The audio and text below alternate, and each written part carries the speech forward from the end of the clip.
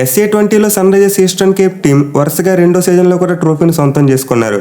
నిన్న Durban super జైంట్స్తో జరిగిన final మ్యాచ్లో అదిరిపోయి ఆల్రౌండ్స్ చూపించి 89 పరుగుల భారీ తేడాతో మ్యాచ్ని గెలిచారు. సో ఆల్రెడీగా సీజన్లో ఏడెన్ మార్క్రమ్ కెప్టెన్సీలో కప్ గెలుచుకున్న SEC టీం ఈ సీజన్లో డిఫెండింగ్ ఛాంపియన్స్గా బరిలో దిగారు. అండ్ ఆ ట్యాగ్కు తగ్గట్టు రెండో సీజన్లో కూడా తమ డామినెన్స్ని కొనసాగిస్తూ తమ ఛాంపియన్షిప్ని డిఫెండ్ చేసుకున్నారు. సో ఈ సీజన్లో అయితే సన్ రైజర్స్ టీం నిజంగా నెక్స్ట్ లెవెల్ పెర్ఫార్మెన్స్ ఇచ్చింది. మెయిన్లీ గ్రూప్ స్టేజ్లో చూసుకుంటే 7 మ్యాచ్ల్లో గెలిచి పాయింట్స్ టేబుల్లో టాప్ ప్లేస్లో నిలిచారు. అలాగే క్వాలిఫైర్ 1లో చూసుకున్న, ఫైనల్లో చూసుకున్న అపోనెంట్ టీంను చిత్తుగా ఓడించి నిజంగా చాలా డామినెంట్ వేలో కప్పును గెలుచుకున్నారు.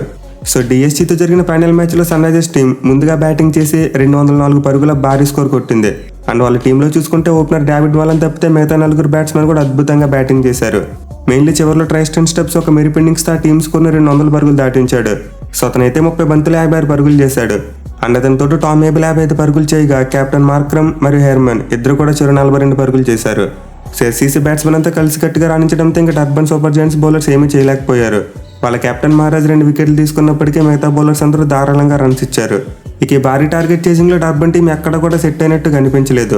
వాళ్ళైతే కంటిన్యూస్గా వికెట్లు కోల్పోతూనే ఉన్నారు. మెయిన్లీ ఇనిషియల్గా చూసుకుంటే పవర్ ప్లేలో వాళ్ళు 7 పరుగులకి 3 వికెట్లు కోల్పోయారు. అలాగే తర్వాత మల్డార్ మరియు ప్రిటోరియస్ నుంచి క్యామ్ ఇన్నింగ్స్లో వచ్చినా కానీ అవి సరిపోలేదు. సో డర్బన్ సూపర్ జైంట్స్ అయితే భారీ టార్గెట్ను చేసి చేయలేక 17 ఓవర్స్లోనే 115 పరుగులు కాల్అవుట్ అయిపోయింది. మెయిన్లీ సీజన్ మొత్తం అద్భుతంగా రాణించిన హెన్రిక్ క్లాసెన్ ఈ మ్యాచ్లో గోల్డెన్ డక్ అవుట్ అయ్యాడు. అండ్ ఇదైతే వాళ్ళ టీంని చాలా పెద్ద దెబ్బ కొట్టింది.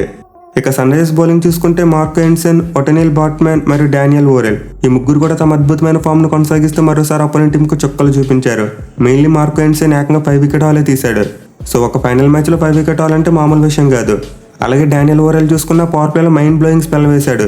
ఇనీషియల్గా రన్స్ అవ్వలేదు, at the same time Quinton డీకాక్ని చాలా త్వరగా అవుట్ చేశాడు. ఇక అతనితో పాటు ఒటెనిల్ బాట్మ్యాన్ కూడా 2 వికెట్లు తీసుకున్నాడు. సో ఓవరాల్గా SEC పేస్ త్రై ముగ్గురు కలిసి 9 వికెట్లు తీసి ఆ టీంకు కప్పును అందించారు. ఇన్ఫాక్ట్ ఈ సీజన్లో సన్ రైజర్స్ టీం కప్పు గెలిచిందంటే దానికి మెయిన్ రీజన్ వీళ్ళ ముగ్గురు బౌలింగ్ అని చెప్పుకోవాలి. ఎందుకంటే వీళ్ళ ముగ్గురు సీజన్లో ఎక్కువ వికెట్లు తీసిన బౌలర్స్లో టాప్ 3 పొజిషన్స్లో ఉన్నారు. మార్కో ఎన్సన్ 20 వికెట్లు తీస్తే ఒటెనిల్ బాట్మ్యాన్ 18 వికెట్లు తీశాడు. అండ్ డానియల్ ఓరెల్ 17 వికెట్లు తీశాడు. సో ఈ ముగ్గురు పేస్ బౌలర్స్ కలిసి సీజన్లో SEC టీంకి ఏకంగా 55 వికెట్లు తీసి పెట్టారు. అండ్ ఈ పెర్ఫార్మెన్సెస్ కారణంగానే SEC టీం ఈ సీజన్లో మిగతా టీమ్స్ని బాగా డామినేట్ చేయగలిగింది. అలాగే బ్యాటింగ్లో చూసుకున్న సన్ రైజర్స్ టీం తరపున చాలా మంచి కలెక్టివ్ పెర్ఫార్మెన్సెస్ వచ్చాయి. ట్రైస్టన్ స్టెప్స్ 300 కంటే ఎక్కువ పరుగులు చేసి ఆ టీం తరపున టాప్ స్కోరర్గా నిలిచాడు. అండ్ అతనితో పాటు జార్డన్ హెర్మన్, టామ్ ఏబుల్ మరియు ఏడెన్ మార్క్రమ్ ఈ ముగ్గురు కూడా 260 కంటే ఎక్కువ పరుగులు సాధించి చాలా మంచిగా కంట్రిబ్యూట్ చేశారు.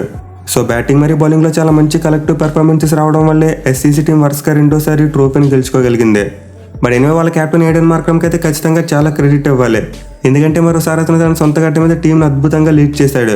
మెయిన్లీ ఫీల్డింగ్లో అయితే మిగతా ప్లేయర్స్ అందరికీ ఇన్స్పిరేషన్ ఇచ్చేలా నిజంగా మైండ్ బ్లోయింగ్ ఫీల్డింగ్ చేశాడు. అండ్ ఆల్రెడీ మీరు అతను పట్టిన ఒక సెన్సేషనల్గా అతను చూసే ఉండుంటారు. సో మార్క్రమ్ అయితే క్యాప్టెన్సీతో పాటు బ్యాటింగ్ మరియు ఫీల్డింగ్ రెండింటిలో కూడా చాలా బాగా రాణించాడు. ఈవెన్ బౌలింగ్లో కూడా అవసరమైనప్పుడు 1-2 ఓవర్స్ వేశాడు.